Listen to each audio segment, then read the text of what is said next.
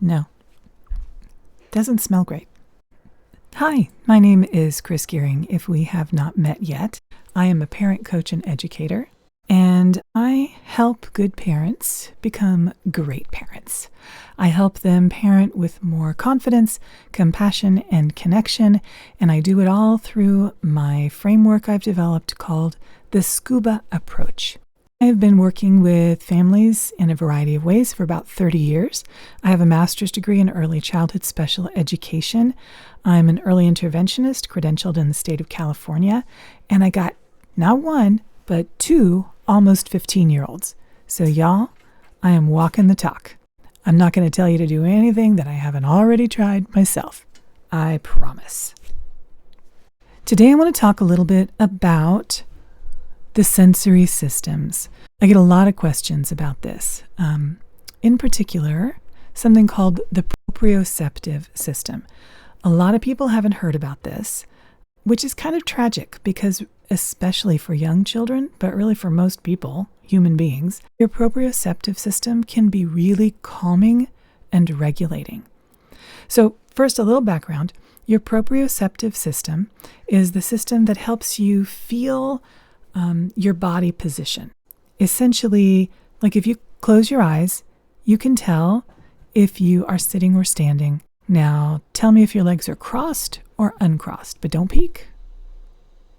You can do that because of your proprioceptive system.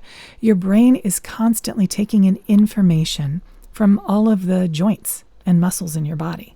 Essentially, your brain is constantly giving you the feedback of what's pushing and or pulling on all the different parts of your body. The proprioceptive system, not for all people, but for really a lot of people, can be calming and regulating. This is why we swaddle babies. This is why deep massages can feel so good and relaxing. And there's a lot of ways that you can give your child some proprioceptive feedback that can really help if they need, to organize themselves. And this works for infants, like a baby that's really new, for the new ones, but it also works for the older ones. So I mentioned swaddling for babies. In my garage right now over there, we have one of those little mini trampolines like a rebounder. We have had one. Let me rephrase that. We've had several.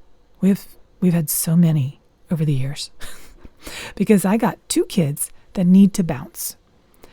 And it's kind of cool when you understand how this works when your kid's really young, because then as they grow older, they learn themselves how helpful this is. So both of my kids will sit down to do their homework. They'll work for maybe 15, 20 minutes, and then they'll get up and they'll go bounce. And then they'll come back down and sit and get back to work on their homework. I don't have to tell them to do it anymore. I don't have to suggest it. They just know bouncing helps them focus. It's kind of cool. All right. Why did I have this on my nose? That's actually a good question. I don't recommend putting it on your nose, especially if it's been sitting in a plastic bag on your shelf for several months, because that is an assault on a whole nother sensory system. If you would like your child to get some of the benefits of proprioception to help them regulate themselves, calm down, organize is another way we talk about this. Clay is a fantastic way to do it. Clay's perfect because you squeeze it and all that pressure goes in through your hands, and it can be really calming for a lot of kids. What people tend to forget is something like clay or Play-Doh actually is going to function along two different sensory systems, or three if it smells bad, at the same time. So you might try some clay and then your kid hates it. And then you're like, oh, they don't like that. I'm not going to do that again. It might not be that the proprioceptive system is the problem.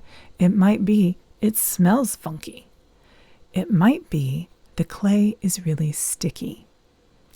This was a problem for my son when he was younger. He was really, we call it tactily defensive.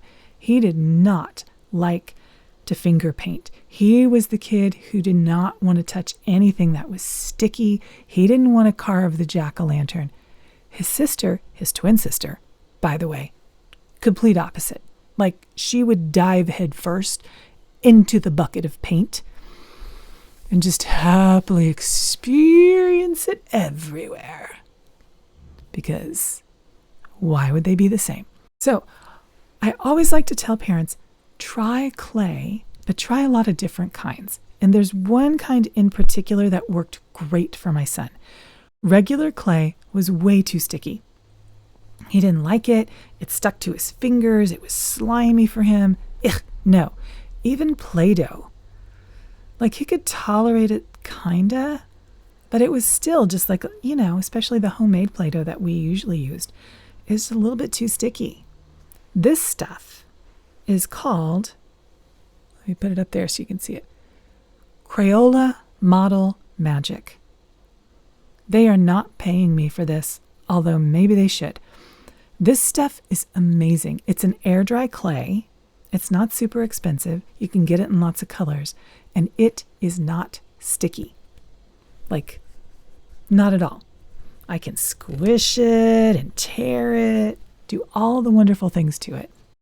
And kids get the same proprioceptive feedback out of it. I have a story about one time in particular. I actually videotaped it, but my kid was in his pajamas and he was 6 and, he didn't want me to share it. Fair enough. But I'll tell you about it. So it was time for bed and he had gone into his room and could not calm down, could not go to sleep. Like nothing was working. And he was really upset and crying. So I had him come out and I gave him some of this and I just sat with him. And literally within a couple of minutes, he was smiling and looking down and squeezing it. And I said, "How are you feeling now, sweetie?" And he goes, "Happy. I feel happy." And I said, "How were you feeling before you started playing with the clay?" And he's squeezing it and he goes, "Yeah, I was pretty upset. I was really sad." I'm like, "Yeah. What do you think changed?" And he went, "I think I like the clay. I think my body likes it." And I said, "That is such a good thing to know." And I let him squeeze it and play with it a little bit more. And he's tearing it in half and then he would giggle. And after a couple of minutes, I was like, "Okay, you feel like you're ready for bed now?" And he goes, "Yeah, I am." And that was it. It really worked. It really worked. If I had given him Play-Doh or if I'd given him sticky clay, we would not have had as good an outcome as we did. But because I had this stuff, it turned out really well. So if you are considering proprioceptive input for your child and you think clay is a good option, it's great. You can toss them in your purse or in the diaper bag. It's easy to pull out. It's small. You can use it on can you use it on airplanes anymore? I don't know, probably not. But you can use it for car rides. You can use it on your way to and from school or if you're on a long trip. The thing is, you got to pick out the right kind of clay. And that's one of the things I like to talk about in the SCUBA approach. SCUBA standing for See Child Under Behavior. Adapt. When you see your child, you really see them, you're observing them, you start to get into a pattern of understanding, oh, there are actually multiple sensory systems that I can pay attention to. And that gives me information about my child and what helps them calm down and what kind of ramps them up. And once you start to figure that stuff out, it is a game changer. And not just for you. That's why I'm so passionate about this. This is a game changer for your kid. Because I was able to teach him what helped calm him down, what helped organize him. He's almost 15. He uses this stuff every day.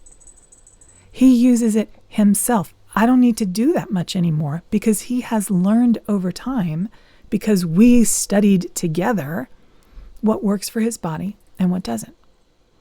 It's really empowering. It's really empowering. Okay, that is it for today. I would love to continue this conversation. If you've tried clay, please let me know in the comments below if it worked or it didn't work. And if it didn't work, What do you think was the problem? Do you think it was the proprioception?